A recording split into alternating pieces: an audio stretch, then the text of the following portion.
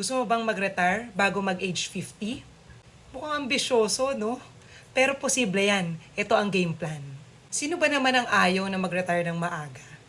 Pag sinabing retirement, pwede nagtatrabaho ka pa rin nun, you're doing business, pero ginagawa mo na lang yun dahil gusto mo, hindi dahil kailangan mo. Yung iba, habang nagbabanat ng buto, ikaw nasa beach, nagchichill, nagkakape, o kaya naman nagtatravel. Pero karamihan sa atin ang iniisip, paano? Paano ako makakapag-ipon? Hindi ko nga magawa ngayon. Ang dami-dami kong bayarin. And then you feel stuck. Parang feeling impossible. Kasi nga, lagi nauubos yung kita. Pero ito ang harsh truth.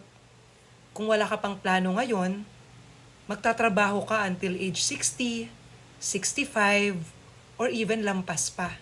At kapag dumating yung panahon na sana gusto mo na magpahinga, baka wala ka pa ring choice kasi nga wala ka pang savings or passive income, or worst, baka magkaroon ka pa ng sakit.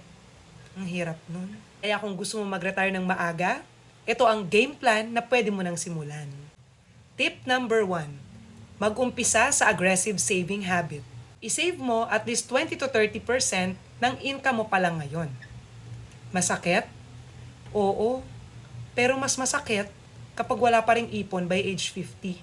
Tip number 2, invest early. Like sa stock market, mutual funds, at mga legit na businesses. Hindi sapat na savings lang. Kailangan palaguin mo ang pera mo.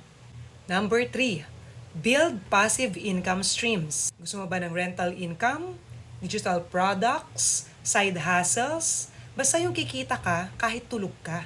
Tip number 4, protect yourself. May emergency fund ka na ba? May life insurance ka na ba?